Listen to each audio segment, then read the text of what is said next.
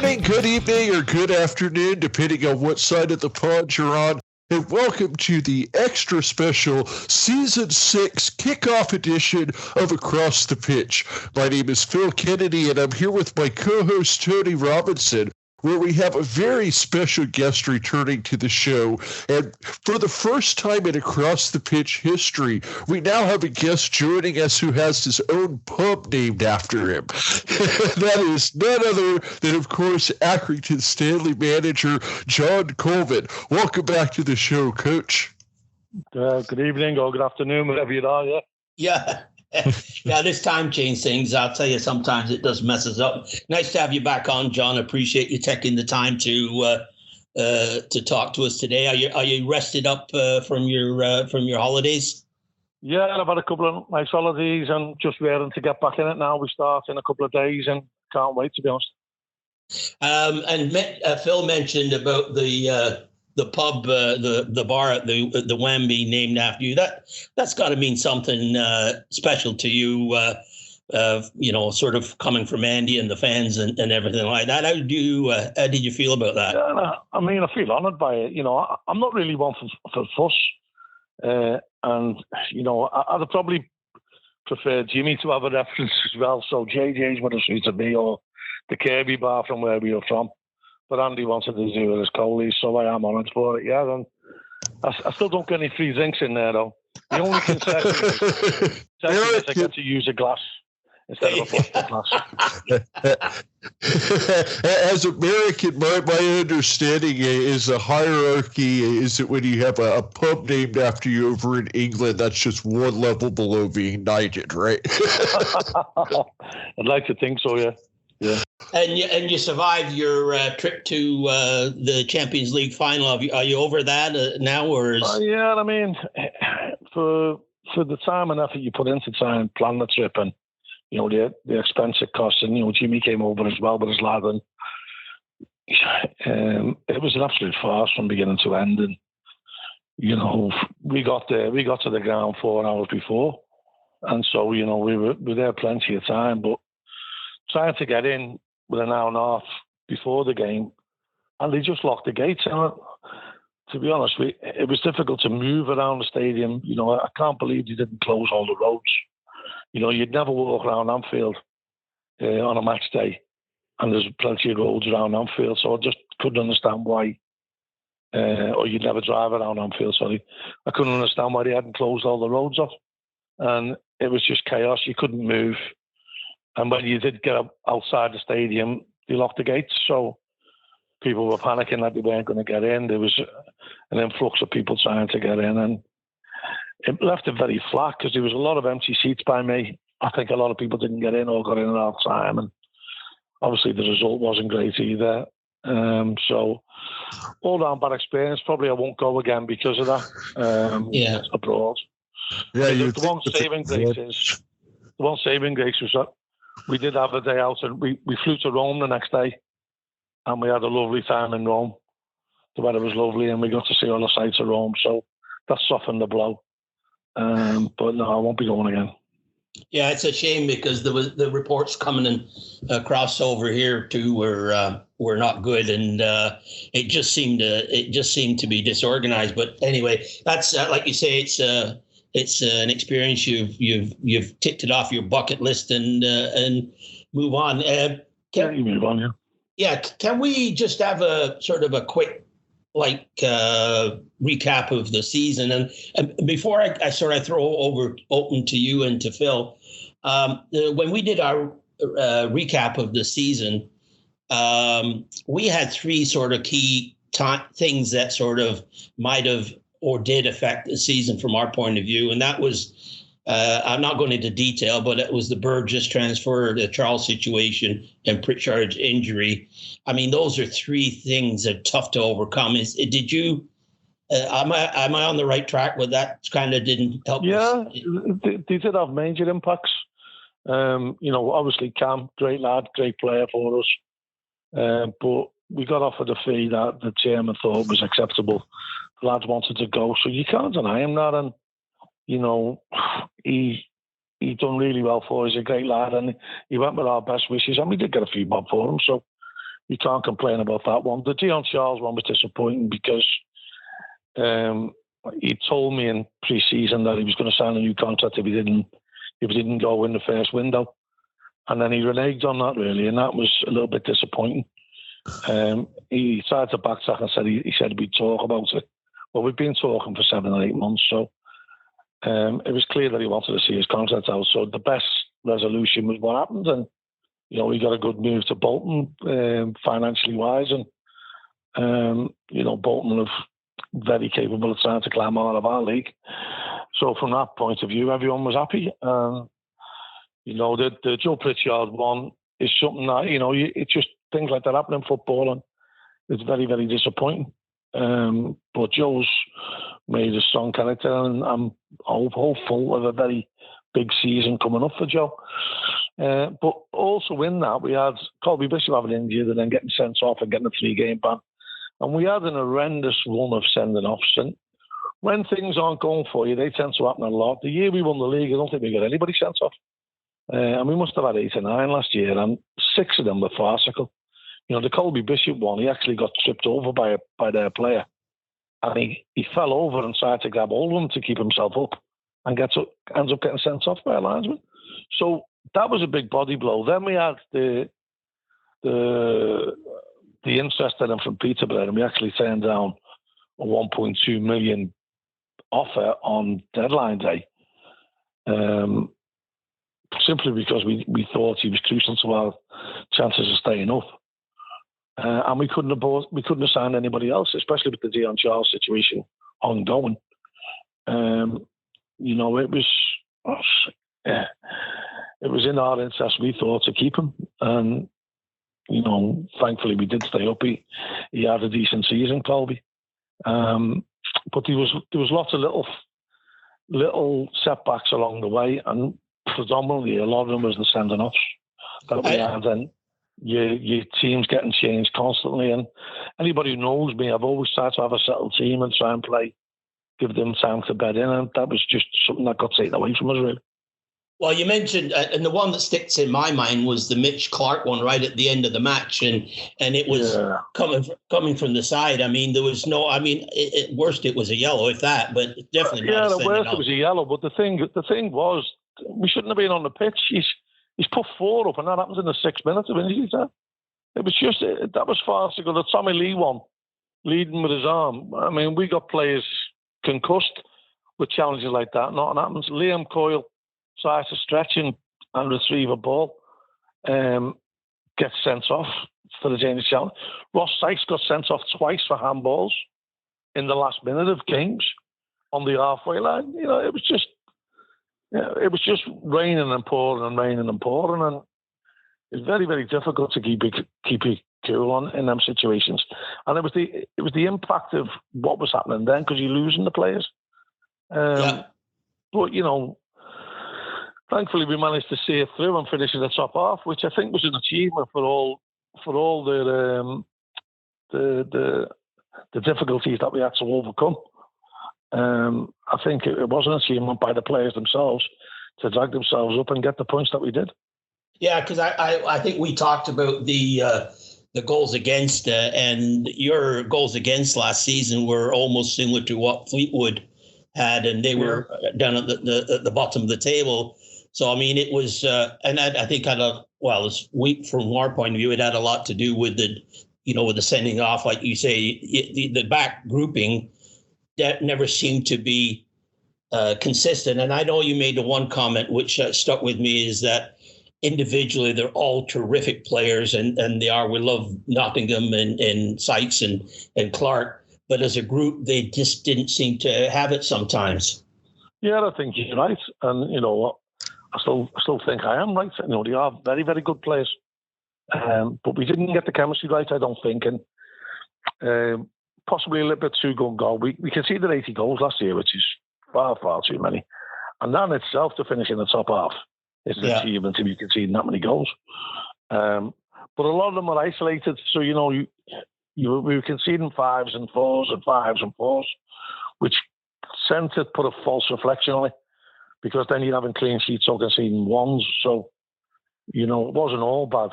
but we'd have liked to have been better, obviously, and that's something that we're going to have to focus on this season. We're going to have to stop conceding the goals that we do. Let's kind of change the topic a bit to goal scoring, and of course you mentioned earlier how the Dion Charles situation left you short on forwards last year, with really Coley being the only experienced guy that you had up front. The big news this week has been the signing of Matt Lowe to a 2-year deal. He comes over from Brackley Town. He's 26 years old. He played 6 years with Cambridge United. It looks like. Tell us a little bit about your expectations for him and what he's going to bring to the side. Well, Matt, we watched Matt, monitored him throughout the season. We did get him in January, but they felt that they had a realistic chance of promotion. They wanted to keep him. Which is similar, to our situation with Colby Bishop. But he can play all across the front line. He works really hard. He's got a lot of ability, and he knows where the net is. So, that's the type of player we've got to try and get and give them another lease of life. He's not a kid. He's 25. So we've got to try and get them going again and trying to make a League One player out of him. He's already confirmed he can play and do well in the league. We've now got to make a league player out of him. He definitely seems like the kind of guy that you're famous for finding, kind of in the Colby Bishop mold, if you will. One of the things that I wanted to ask you about is the last time you were on the show, we talked quite a bit about, your scouting of non-league and finding players and things like that. And one of the things I wanted to ask you about is how has the scouting process changed with all the challenges brought on by COVID? Well, it hasn't really changed for me as much. I mean, it's just getting harder and harder because lots of teams have got recruitment departments in there, or lots of clubs have got recruitment teams or departments in their club, and everyone's looking in the same pool. So whereas I might have gone under the radar a little bit with the players I signed, now everyone's looking at them. So we don't have the financial clout if it gets into an auction. So we have to be mindful of the fact that we can pay what we can pay, and that's it. And we're giving them an opportunity to go and play in the league, give them a platform that they could go again if they do well. And when you're looking at the same players as other teams, and other teams might be more attractive in the training facilities and the stature of the club, but we have to just keep going and believe that what we're doing is right. And what we can do is we can point to a proven record of success with these type of players, the likes of Dion Charles and Colby Bishops. So, Michael Nottingham as well, although he did come from Blackpool, but he played a lot of non-league. So we have to put ourselves up as a flagship and try and sell ourselves, and I have to try and sell myself and Jimmy and John Doolan as to what we're going to bring to them and how we're going to try and help them. So it hasn't changed much. It's just got harder. Just that there's more eyes on the players and less guys flying under the radar. Yeah.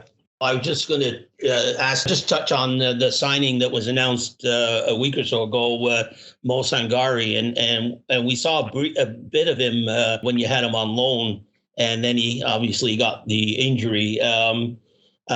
For the time that I remember seeing him, he's an exciting player. And was that a really sort of a positive for you getting that one over the line quickly? Well, the thing is about Mo is he's a great lad. I was really excited watching him play last year. When we first signed him, I thought he's going to be really good for us. Unfortunately, he's just played with a hamstring injury. Now, he's played a lot of football since 23 football for Newcastle, and also played internationally for Liberia. But we have to taper the risk of his hamstring going again. I just thought it was a risk we're taking because I think if he stays fit for a full season and he plays a full season, we'll have a very, very valuable asset on our hands, I think, if we can keep him going in the right direction. And so, a lot of signings that you make are risks. They are punts. And Mo's is a punt basically on if he can stay fit and he can stay injury free. Because I think those signs that I saw, and maybe I'm off the track a little bit, but I saw signs of him being of a Sean Pritchard type player. He has. I think he's very attacking minded. He can score goals. He'll work hard, similar to Joe in that respect. Possibly not as skillful on a one-on-one situation and going past people, but I can see the similarities in the attacking prowess of them. And as much as we want to keep goals out to the end, you still got to put them in to win games.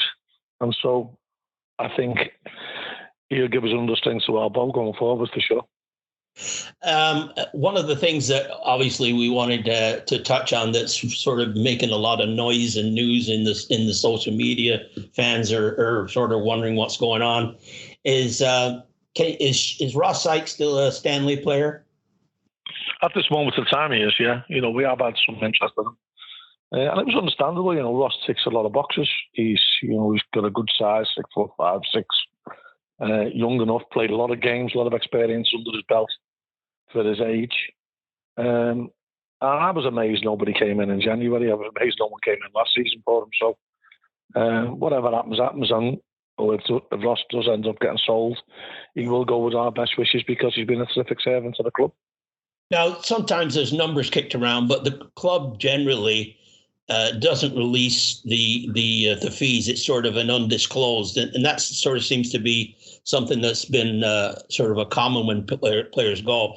Is if he does go, is the club going to be able to release what he went for or any agreements down the road? That won't be down to me. That'll be down to the chairman. Right. But it'll be enough to warrant him going. We wouldn't sell him on the cheap. He's only got a year left on his contract. When you have a player like Ross where there's going to be interest, do you and Andy kind of sit down and come up with a number where you have a number where you say, okay, if this number comes in, that's the one? Yeah, more or less, yeah. And the thing is that you have to counter on the fact that giving them away, or how much would you pay to keep them? Now, if it gets to a point where you wouldn't pay that much to them to keep them, well, then they've got to go. And that applies to anybody. If anybody's got a place at our club, we're not like Liverpool and Chelsea and Man City where we can say, well, no, we can turn it down any place. And they've got to have a place as well, because we've got to sell that dream to the players that if you do well with us, you can go on to better things. Now, hopefully, Ross will be playing European football if he does go next year. And they've got to go to bigger, better clubs who are hopefully playing in higher leagues, but certainly can give them a lot more money than what we're giving them. And that's the model that we've got to sell. That's the dream that we've got to sell to the players, and that's how we get them in the first place. So it'd be cheerless if it was down to their egg on it and not let them go when the valuation that we put on them gets matched.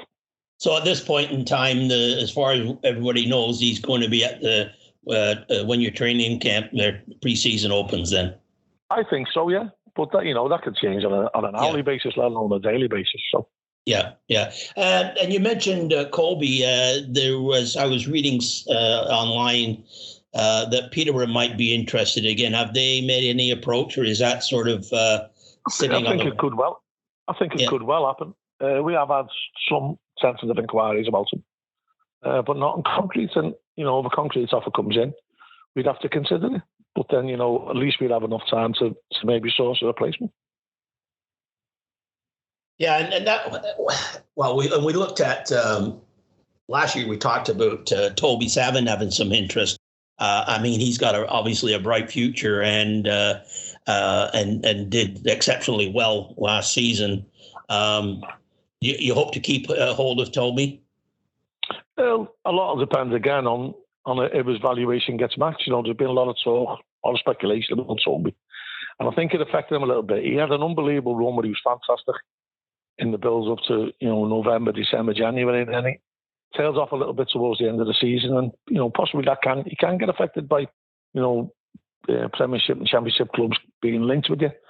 But as far as I'm concerned, if Toby's with Accrington Stanley, we'll work with him and we'll be happy to work with him. If someone comes in with a valuation that matches ours, well then, we'll go with our best wishes and we'll hope he go on to bigger and better things. It does say a lot about the club and the situation and the work that you and John have done. John and Jimmy and you have done. That the other teams are coming in for top players, young players that have come through your academy or you guys have developed. That's got to be a reward in itself. It's like a double-edged sword. You develop a player, he's that good, he's going to leave, but that's got to make you guys feel good about what you do. Yeah, and that's what we've got to. That's what we've got to maintain. We've got to keep that going. That's the model that we've got to try and adhere to. We're not a rich club by any stretch of the imagination. But how do you define richness? It's not all about cash. You can be rich in spirit. You can be rich in heart. You can be rich in ability. And we feel we've got that in abundance. But it's not just the first team. I was speaking to the youth team, the head of the academy, Duncan Fairnhead, the other day.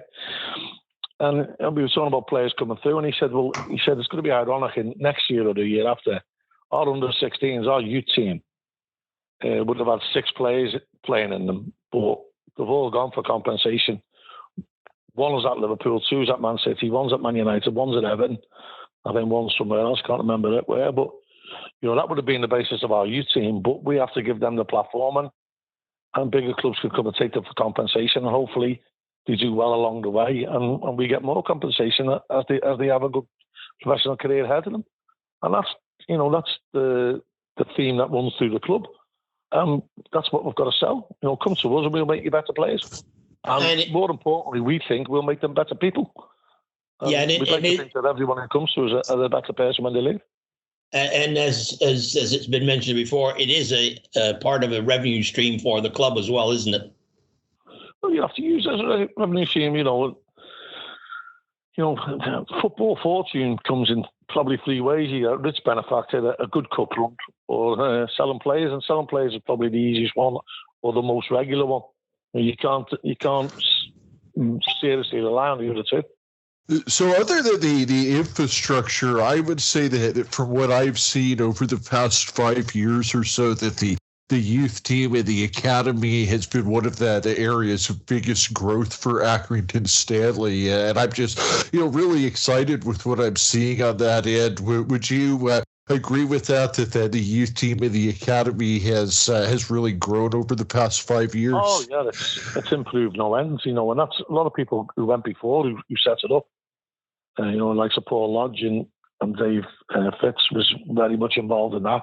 The setting up of it, and Duncan's took over the mantle, and John Miles has come in and done a good job with the youth team. But we have got a nice progression through now because we've got under 23s run by Jeb Brannan and Andy Gray, and so we've got a progression from the 18s to the 23s right through to the first team. And the 23s proved invaluable last year because they were a constant source of players for the first team when we were struggling with injuries and suspensions, and some of them players have done really well. And I see Liam Coyles and Tommy Lees.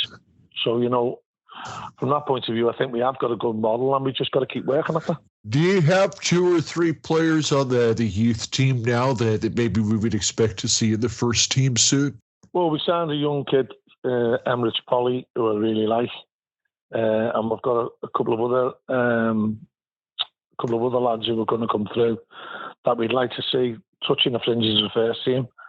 But there's the progression through to the 23s. So the idea is we all train on the same site, and you work your way from one pitch to another. So you work your way from the youth team to the 23s pitch to the first team pitch, and that's the way it should be in my eyes. And everyone can keep their eyes on the prize.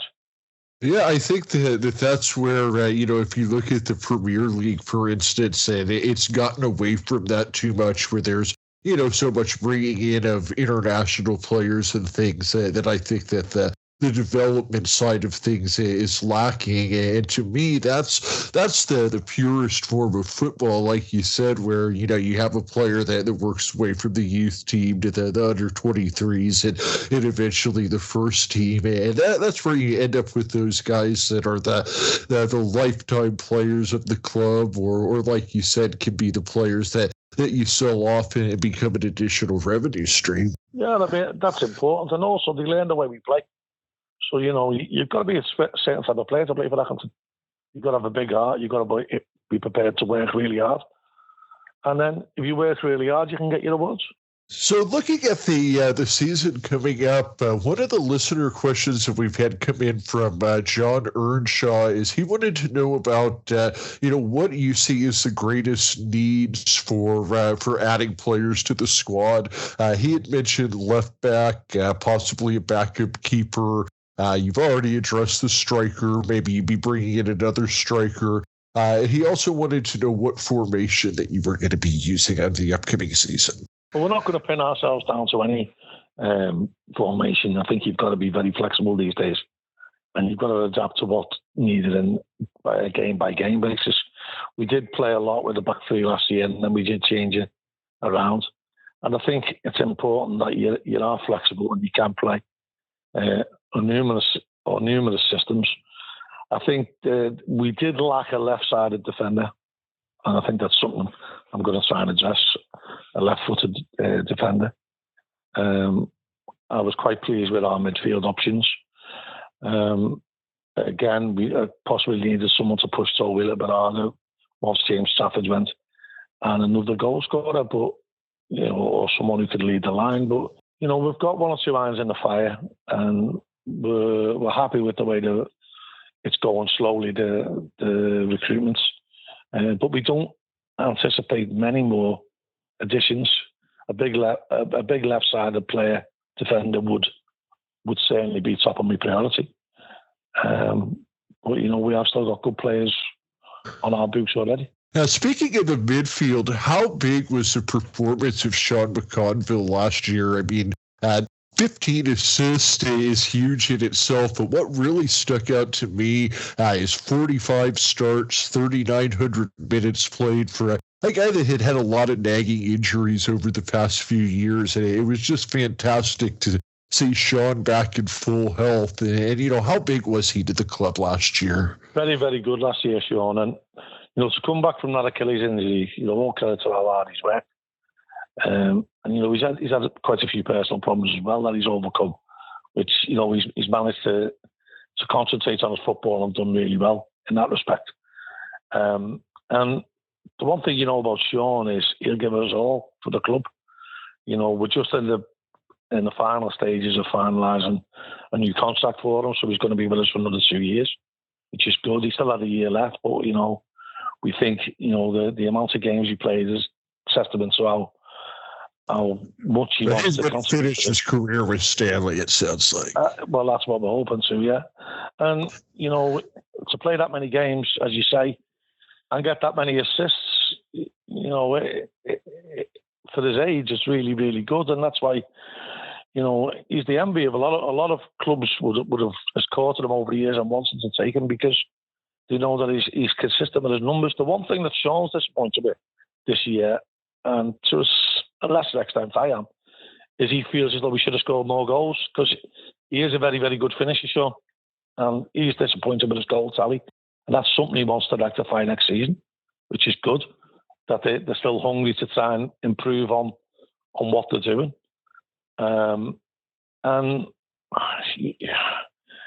That's a huge thing when you have a veteran player that's still, setting new goals every year. Yeah, and he's confident that he can do. And, to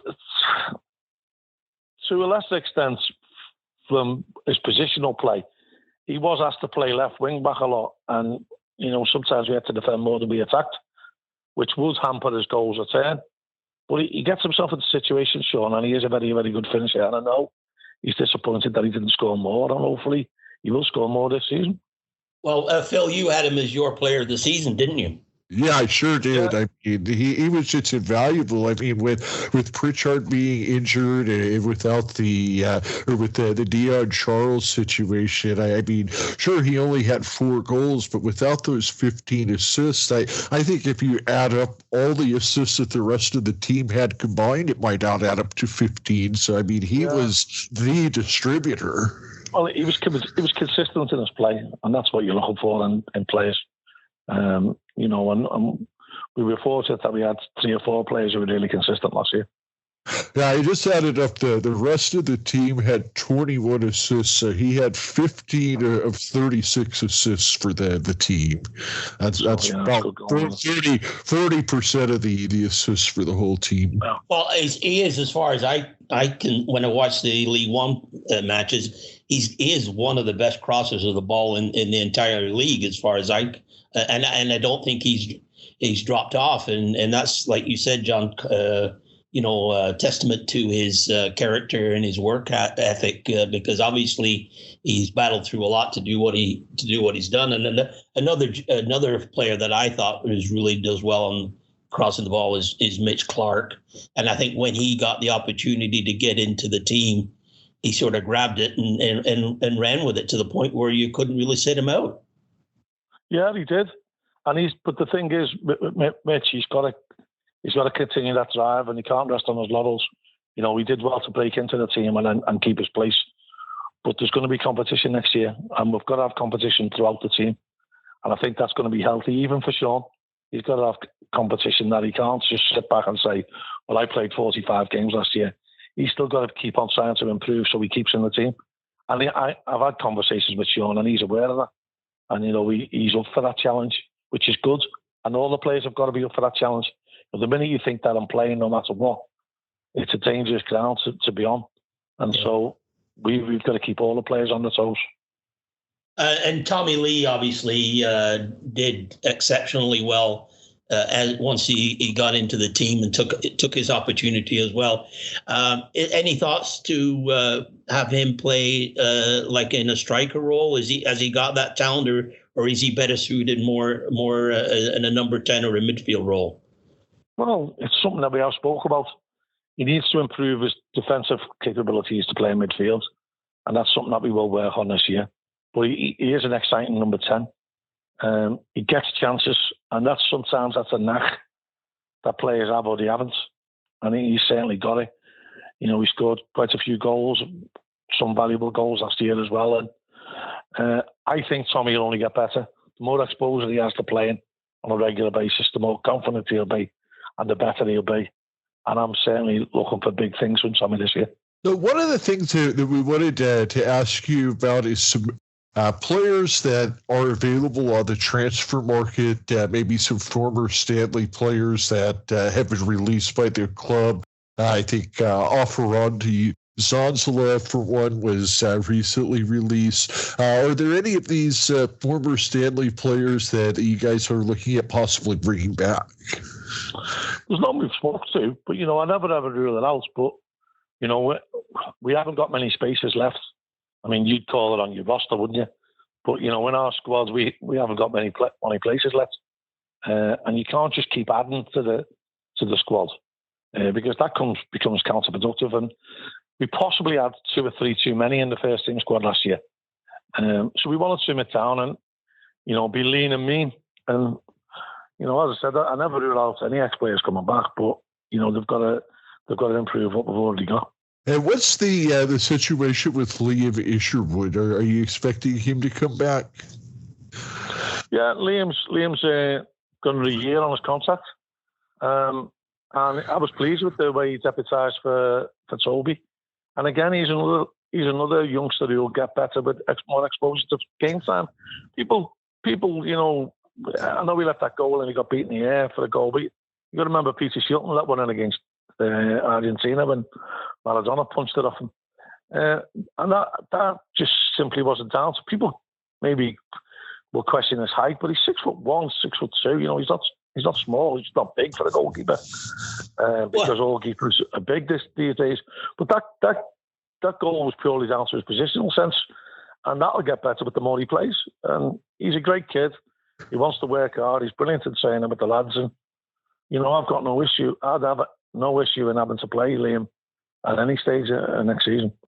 He looks short because you put him against Nottingham Sykes. He looks short. Yeah. Would he be looked at as a backup, or would you look at bringing somebody in and sending Liam out on loan, or is that better for his development? Well, we'd have to look at the options when and if they arrive, and they certainly do benefit playing games, and that's he did go out and have a little loan spell last year and did really well, so that has helped him. And playing games is the currency that certainly improves goalkeepers, without a doubt. And what you have to realise is that young goalkeepers have to make mistakes to learn. That's how they learn. And sometimes you have to go through that pain, but you get a good goalkeeper at the end of it. Just switching topics, one of the things I was looking at looking around League One and seeing what people were predicting. And I always think it's hard to do at this time of season because the teams aren't set. Yet the bookies like to have their, who's going to be promoted and relegated, and et cetera. And it seems to be constant that they'd rather put Accrington in the bottom part of the table than in the top half. Yet last 2 years, you proved them wrong. Is it a situation where you don't think the team doesn't get the respect yet it deserves, or is it just an easy pick to say, well, let's pick Accrington for possible relegation? I think it's a lazy pick. I think people picked that on the size of the club and the budget that they have to spend. So we had the second lowest budget last year. We'll probably have the second lowest budget this year. But that's, when we play on a Saturday, it doesn't matter if the player playing against you is on more money or he's at a better stake than you, or he's been on a better holiday than you, or he's driving a better car than you, or he lives in a better house than you. It's 90 minutes 1v1. And we've proven time and time again that we're capable of coming out on top. I think that the people who matter, the teams who matter, and the managers who we play against, they certainly don't write us off. They give us the respect that we deserve. And, we've always been saying that you give every team respect. You play no matter what level they're at, and you do your very, very best to beat them.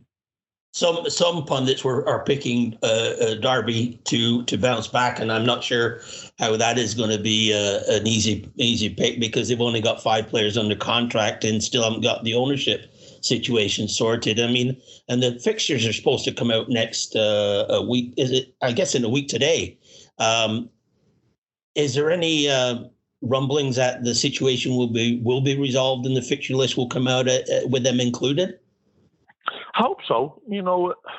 Derby's a massive club, and I remember Derby winning the league when I was growing up a couple of times under Brian Clough and Dave Mackay. I think Dave Mackay might have won one of the leagues actually. But I remember Brian Clough winning the league with them. And I've never been one to revel in the demise of clubs. I've always wanted the big clubs to prosper. Everyone when Sunderland came down and we went up and we were playing them, everyone was saying, is in this sort of a slight on Sunderland that they'd be playing lowly Accrington Stanley. And I want the big clubs to play where they should be. And, Derby should be at least Championship, if not Premiership, so should Sunderland. And, I want them to get there as quick as they can and get back to their own, where I think the rightful place is at the food table. The problem that you got now is that there's more and more big teams, so everyone can't sit at the table. And there's teams progression hand over fist. So I'd really like the Derby situation to be settled, and I'm looking forward to pit me wits against them next season.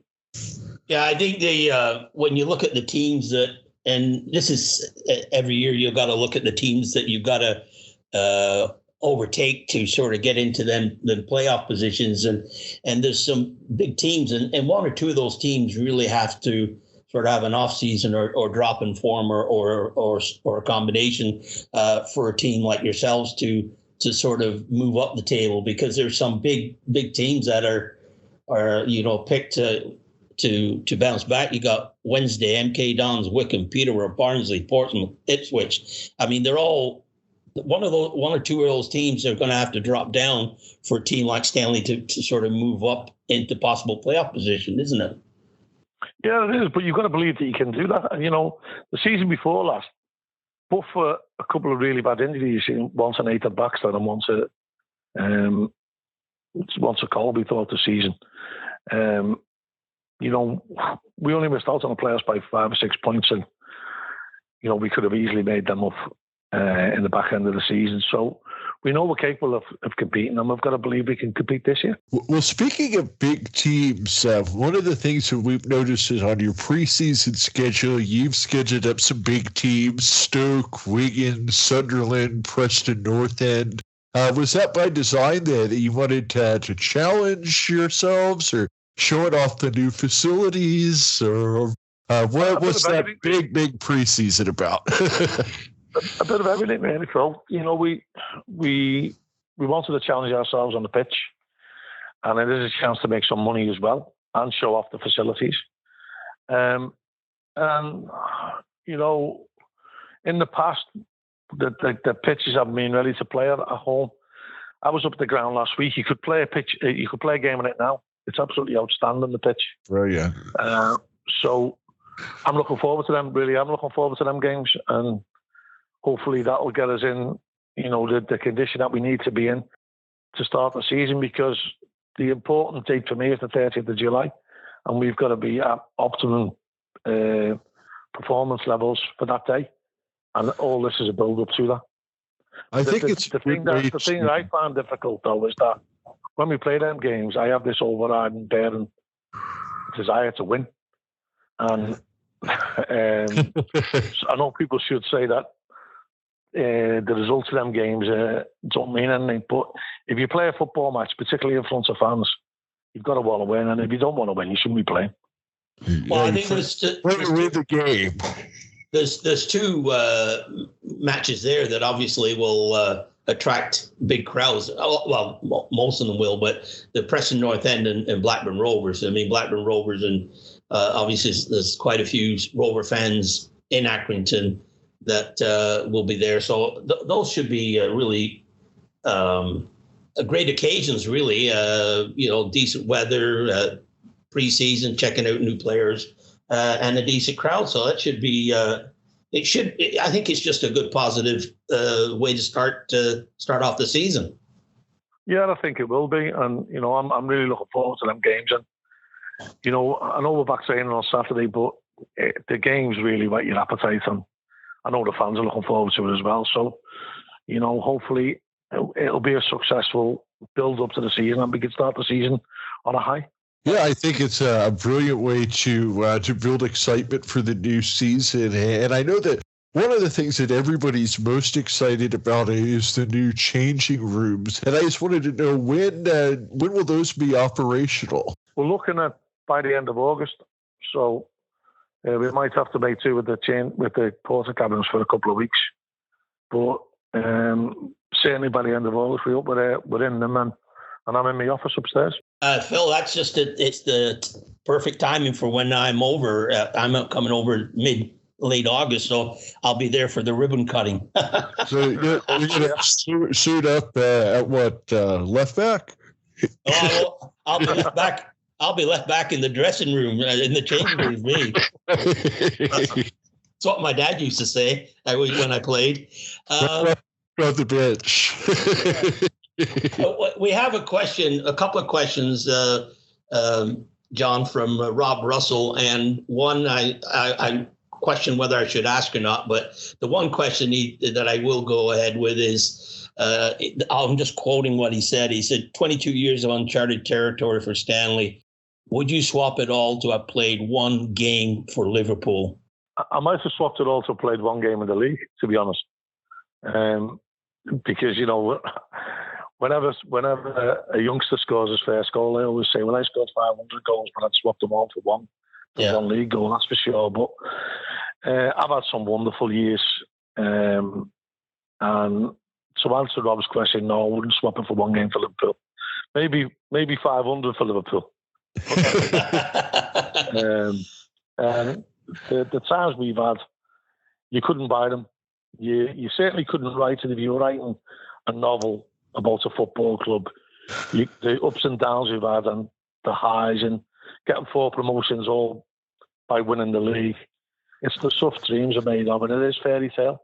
And so to being part of that alongside, my best mate with Jimmy Bell, and then John Doolan coming on board as well, it's just been terrific.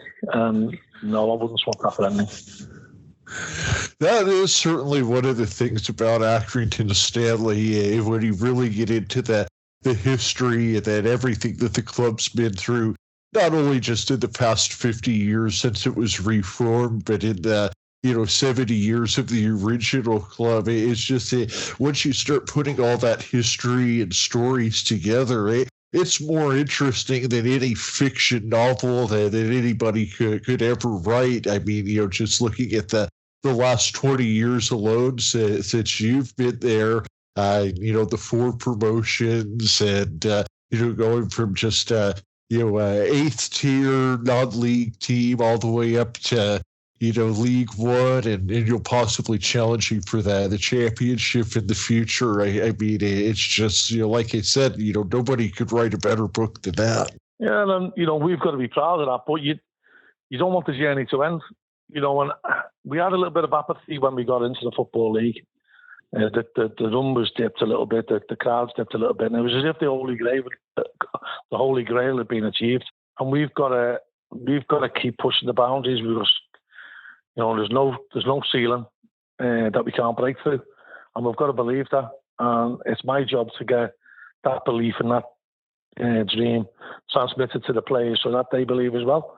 And along with the rest of the staff who work unbelievably hard. I've got 2 unbelievable coaches in Jimmy Bell and John Doolan who don't get anywhere near the credit that they deserve. People get lauded for being great coaches in Britain, and particularly foreign coaches get lauded as being great coaches. And I watch them day in, day out, and how their understanding of the game, how they're always trying to be innovative, how the sponges for knowledge, they watch a lot of the opposition, how they break it down to the players, how they transmit it to the players. And they certainly don't get anywhere near the credit they deserve. We've got Jeb Brannan and Andy Gray coming on the coattails of that, and John Miles, who are learning as well. And so I'm really proud of the staff that we've got. And, I think people should be envious of what we've got in the model that we've got. And, hopefully I'll be able to keep hold of them for a long time. Well, I mean, anything can happen. If we look just down the M65 at Burnley when Dice was let go, I mean, he was one of those players that, sort of in any sense lengths mentioned in the same breath as yourself as being consistent and always being at the club. And now he's gone. Does that make you reflect on your situation and sort of appreciate how good of a situation you do have, or does it make you think that anything can happen? Well, anything can happen. And when people might think I'm not ambitious because I don't court myself or court other clubs, or I don't apply for positions when they come available. I'm very ambitious, and I'd love nothing more to manage in the Championship. I'd love to do it with Accrington Stanley.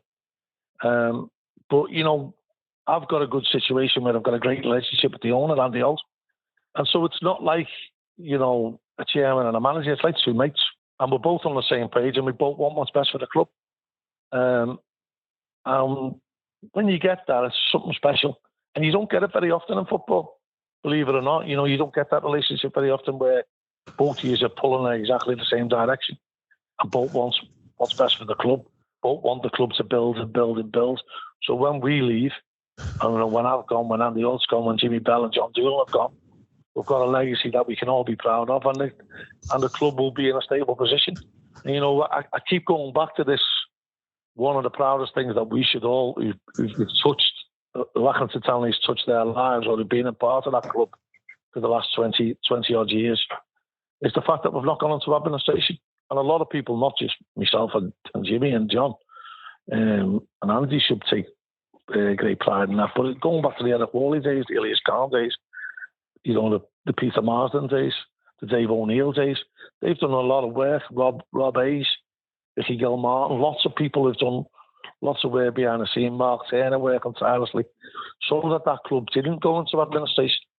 Now, there's clubs who've abused that, and immorally, in my opinion.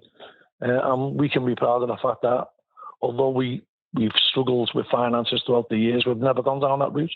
It's an incredible achievement. And speaking of goals and ambitions going forward, I think that there's always two kind of big ones that come up with Stanley at this point. One, of course, would be a promotion to the championship. The other, of course, would be that famous trip to Wembley. Let's say that you could pick one or the other, and they say, the rest of the time you'll be at Stanley, you can have either one promotion to the championship or one trip to Wembley. Which one would you choose? I'd choose the promotion to the championship. If someone could guarantee me I'd be at Wembley, I'd kill two birds with one stone. Yeah. But we have the habit if we only go up if we win the league, and that's a tall order to win League One. Yeah. It's not impossible, but like you say, not impossible now. No. Well, people thought it was impossible when we won League Two. So, the year we won League Two, we were everyone's favourite to go down. So, anything can happen in football. I think when you look at the fans now, and they after 4 or 5 years now in League One, they look at the teams coming in, and they're not looking at teams in awe as much as they used to be. They've got that acceptance and that feeling that they belong, and they want, obviously, fans are looking, saying, if we get promotion, it is great. But it's not sort of the end all for a lot of the fans. They're not putting the pressure on people to get that promotion, like, say, at Sunderland or Wednesday and teams like that. Well, I mean, they've got to have realistic ambitions, and our realistic ambition at the start of the season should be to stay up. Now, that is impossible, but with the staff that we've got, we want to win every game. So, I think in regards to setting targets for yourselves, it's all right looking back in retrospect and saying we did well to stay up. But every season we want to be successful. And I wouldn't be in any league, if I didn't think we could get promoted. And so I believe we can. I think that there is another promotion in us. And we'll do our very, very best to try and achieve it. When you open up, is it Saturday that you start, John? Yeah, we start training on Saturday morning. We've done the same thing year in, year out, and it works for us. We do a very, very intense pre-season, and then throughout the season we taper down and we concentrate on keeping the players fresh. We don't overly work on fitness past November, because if you're not fit in December, you're not going to get fit. And the lads do work hard, and they've bought into it, so they come prepared to work really hard for the next 6 weeks in the build-up to the season. Does that include the running up and down the dunes at St. Anne's, Lyndon St. Anne's? Well, it's not Lyndon St. Anne's, it's Formby. Sorry. It is Formby. It's not too far from me. So that's a short journey to work that day. But no, we will be doing that this year. And they always rib me that they're not looking forward to it's the worst day of the year. But when they get there, they don't half put it in. And I think they're glad they've done it when it's finished, when it's over with. Now, going into a season, one of the things that I like to kind of look at is the table from the year before. And one of the things that I kind of like to see is just that maybe the team would finish at least one spot further ahead than they did last year. And last season, you kind of just missed out on that, because in 2021, you finished 11th in the table. Last year, you finished 12th, so just one spot back. Is that something that you go into the season where you look at and say, we finished in X position last year, we'd like to finish 3 or 5 positions better? Is that something where you kind of look at that year in and year out? We do look at what we've done last year and try and improve on it, that's for sure. But our first aim this season is to try and, break into that top 6. And if we can break in that top 6, that's our goal. And we believe we've got good players, and the fact that so many teams want to take our players means that we have got players who are good enough to compete. And so we've just got to get more of them. And as you spoke about early on in this show, we've got to, if we concede less goals, we can take 20, 25 off that goals against tally. Who knows where that can take us? Yeah. Yeah, it's because you see some really good things out of the guys at the back and Nottingham too. I mean, he's just so steady, and I think that sometimes he doesn't get all the credit he should deserve because he may not be as flashy as Ross Sykes but he's certainly a leader back on. He's a warrior, that's for sure. He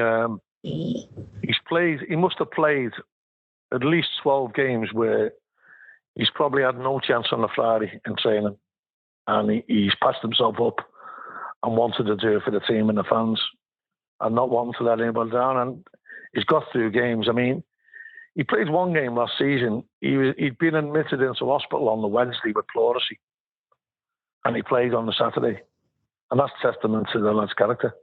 And he's a fantastic lad, one of the best characters I've ever worked with. At the end of the last match, when I was watching on iFollow and it stayed on, and he went towards the away fans and made sure that he shook hands with everybody in the front row. I mean, he was just leading the way for the players. I mean, I thought that said a lot about him and the character and what the club means to him. Yeah, he's a fantastic player, and if I have one regret, it's that I didn't sign him earlier. That's my biggest regret. Because he's just been a joy to work with. Every day he's got a smile on his face at training. Very humble guy, very respectful guy.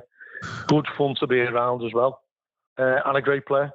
Well, I just had one last question here for you about the new season, and that was just if there was any other players that you currently had your eye on or offers out to kind of fill out the roster coming up. I know you said that you're pretty full on positions, but is there maybe a player or two out there that you have an offer or an eye on? Well, I spoke to one or two, and I'm in the process of making an offer to one player, a defender, and that'll go over tomorrow.